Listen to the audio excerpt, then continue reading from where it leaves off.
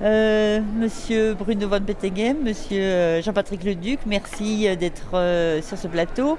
Vous venez de participer en tant qu'intervenant à une conférence sur la diversité biologique dans le cadre de la préparation de la convention à Bonn.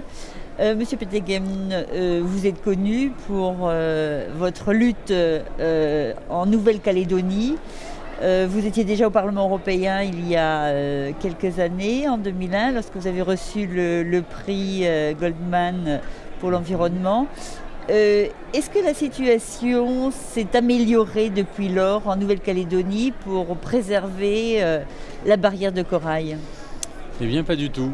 Elle a empiré. Les mensonges sont permanents. Les non-dits sont légion entre les mineurs, entre l'État, et c'est très difficile d'arriver à faire arrêter les projets miniers en Nouvelle-Calédonie. Est-ce que vous pouvez juste très brièvement nous rappeler le problème en Nouvelle-Calédonie ? Alors la Nouvelle-Calédonie, il y a depuis une dizaine d'années 2 énormes projets industriels qui sont menés dans le nord avec Falcon Bridge et Xstrata, un groupe minier suisse, et dans le sud, Inco Valley avec le projet Goro-Nickel, donc c'est le groupe minier CVRD, groupe brésilien. Et ce sont des projets qui sont de l'ordre de 3,5 milliards de dollars dans une île qui est peuplée de 235 000 habitants. Et on est complètement dans le règne de qui paye gouverne, puisque l'État français n'applique pas de règles environnementales dans ce pays.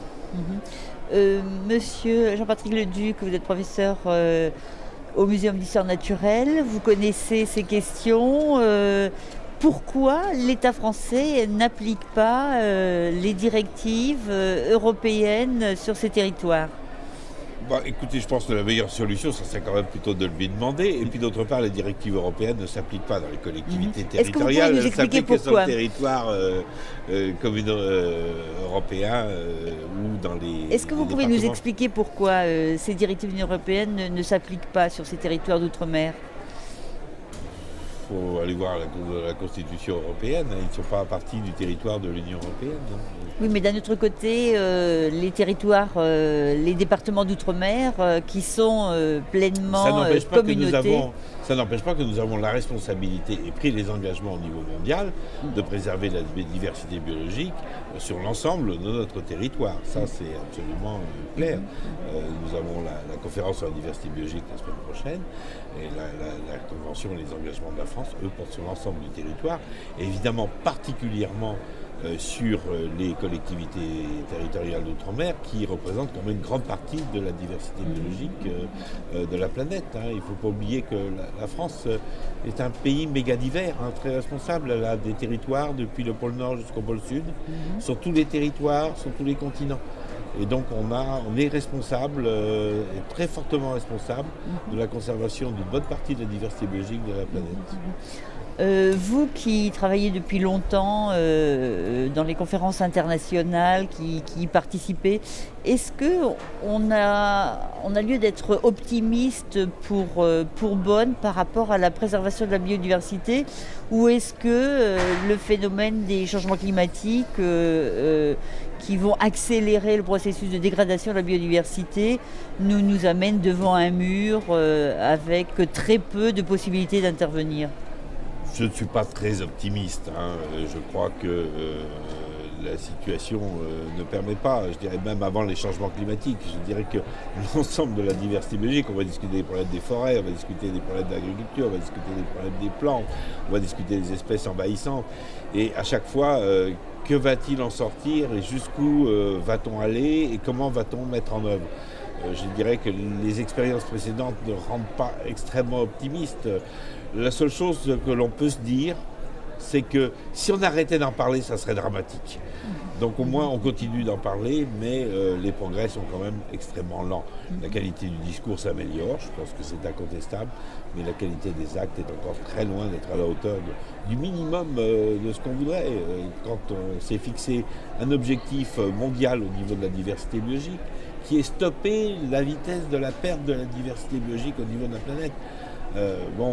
Déjà celui-là ne va pas y arriver. L'Union européenne s'est fixé un engagement beaucoup plus ambitieux, qui était de stopper la perte de diversité biologique au niveau de l'Union européenne. Et tout le monde sait très bien que c'est un objectif irréaliste pour 2010.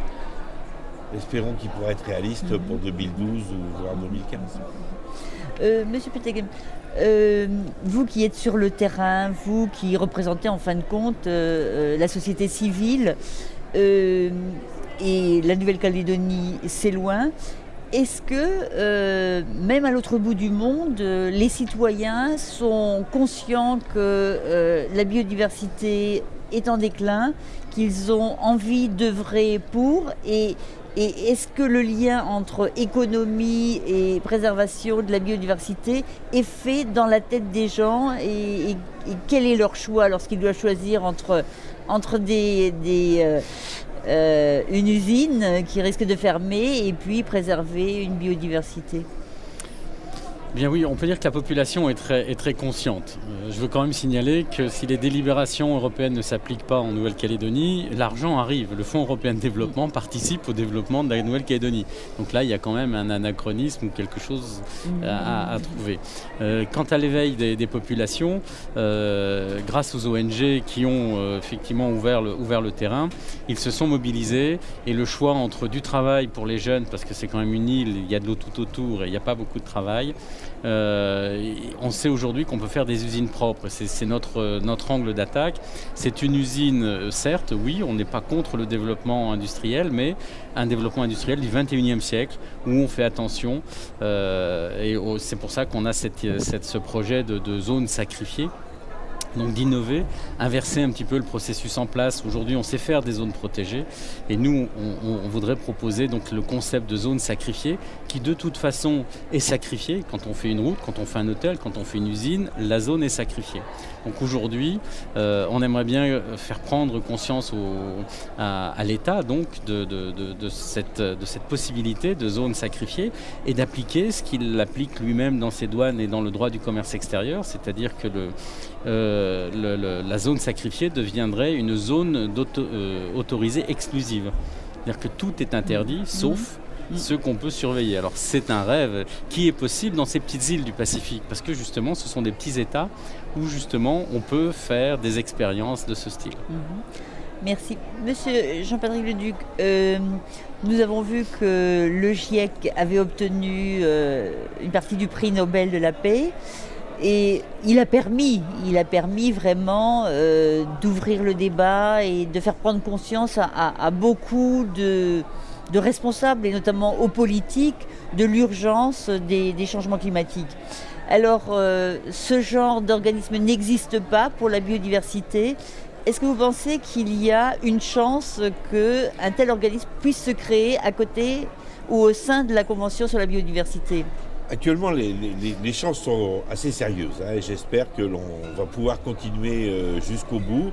Je pense qu'il faut que ça aille beaucoup plus loin que la Convention sur la diversité biologique parce qu'il y a beaucoup d'autres conventions qui sont concernées, que ce soit celle de Ramsar sur les zones humides, la Convention sur les espèces migratrices, etc.